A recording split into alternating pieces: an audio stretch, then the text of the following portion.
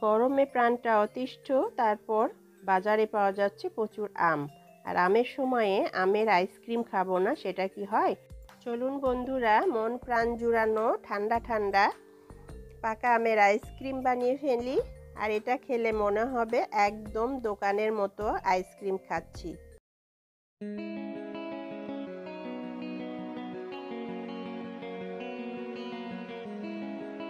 Hello friends, welcome to Irin Parvin recipe. আরও একটি নতুন ভিডিও নিয়ে চলে আসলাম। আর আজকে করে দেখাবো পাকা আমের একটা আইসক্রিম রেসিপি, যেটা খেলে আপনারা একদম দোকানের মতো স্বাদ পাবেন। আর এটা আমি কোনো রকম ক্রিম এবং কনডেন্স মিল্ক ছাড়াই বানিয়ে দেখাবো আপনাদের খুব সহজে। রেসিপিটা ভালো লাগলে একটা লাইক দিতে ভুলবেন না। আপনার একটা লাইক আমাকে অনেকটা অনুপ্রেরণা যোগায় নতুন নতুন ভিডিও বানাতে। তাহলে চলুন রেসিপিটা বানিয়ে নিই। এখানে আমি আধা কেজি নর্মাল দুধ নিয়ে নিয়েছি। এটা গরম করিনি, প্যাকেট থেকে ঢেলে নিয়েছি। আর চুলা আমি এখনও জ্বালাই নাই। এখানে হাফ চামচ কর্নফ্লাওয়ার নিয়ে নিলাম, আর হাফ কাপ চিনি দিয়ে দিলাম, 1 কাপ গুঁড়ো দুধ দিয়ে দিলাম। এটা দেওয়ার পর খুব ভালোভাবে নেড়েচেড়ে মিশিয়ে নিব। আইসক্রিমটাতে কোনো প্রকার ক্রিম ব্যবহার করব না, সে কারণে গুঁড়ো দুধটা বেশি পরিমাণে এখানে দিয়েছি। খুব ভালোভাবে মিশিয়ে নিব, নিয়ে তারপর আমি চুলাটা জ্বালিয়ে দেব। এখন ভালোভাবে নেড়েচেড়ে এটাকে আমি রান্না করে নিব। একটু ঘন হওয়া পর্যন্ত অপেক্ষা করব। আর এটাকে অনবরত নাড়তে থাকতে হবে। দুধের যে সাইডে যে মালাইটা পড়ছে সেটাকে টেনে টেনে দুধের মধ্যে দিয়ে দিব। আর এটাকে অনবরত নাড়তে থাকবো, যেহেতু কর্নফ্লাওয়ার অ্যাড করেছি সেই জন্য নিচে লেগে যেতে পারে। আর এই দুধটার এরকম ঘনত্ব হয়ে আসলে চুলাটা বন্ধ করে এটা ঠান্ডা করে নিব। দুধটা ঘন হয়ে এসেছে, দেখুন এটা ঠান্ডা হওয়ার পর আরও ঘন হয়ে গেছে। আর এরকম একটা ঘন দুধ এটা আমি এখন একটা পটে ঢেলে নিব। এরকম একটা পট নিয়ে নিয়েছি, আর এই রান্না করা দুধটাকে এই পটের মধ্যে ঢেলে দিলাম। দুধটা ঢেলে দিয়ে এটাকে আমি ঢাকনা আটকে দিয়ে এটাকে ডিপ ফ্রিজে রেখে দিব। এই যতক্ষণ না এটা বরফ জমে আসে।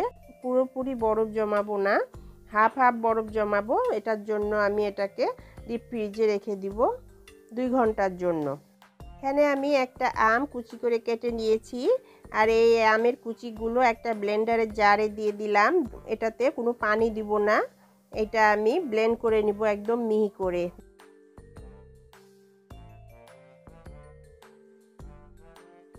দেখুন একদম মিহি করে পেস্ট করে নিয়েছি আমটা। এবার এটা এখানে আমি একটা ছাকনা নিয়ে নিয়েছি, আর এই আমের পিউরিটা ছাকনাতে ছেঁকে নেব।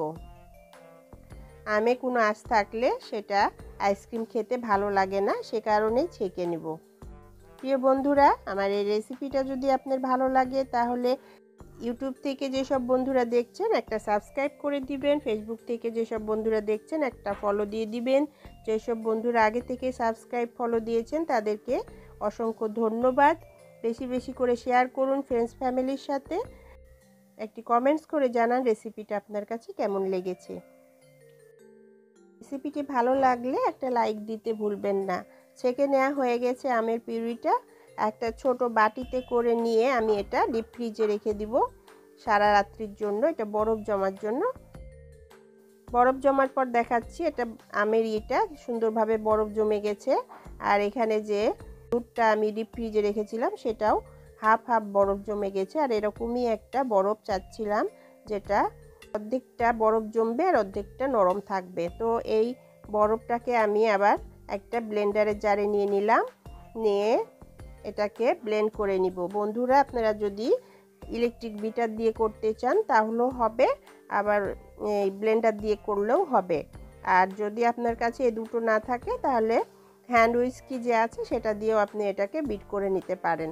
এটা ব্লেন্ডারে আমি থেমে থেমে একটু পর পর খুব ভালোভাবে ব্লেন্ড করে নিয়েছি। একসাথে ব্লেন্ড করলে ব্লেন্ডার নষ্ট হয়ে যায়, সে কারণে আমি আস্তে আস্তে 8 মিনিটের মতো ব্লেন্ড করেছি। এরপর এটার মধ্যে যে আমটা বরফ জমে গেছিলো সেটা এটার মধ্যে দিয়ে দিলাম, দিয়ে এটাকে আবার ব্লেন্ড করে নিব ঠিক একই প্রসেসে থেমে থেমে একটু পর পর। এটাও 6 থেকে 7 মিনিট আমি ব্লেন্ড করে নিব।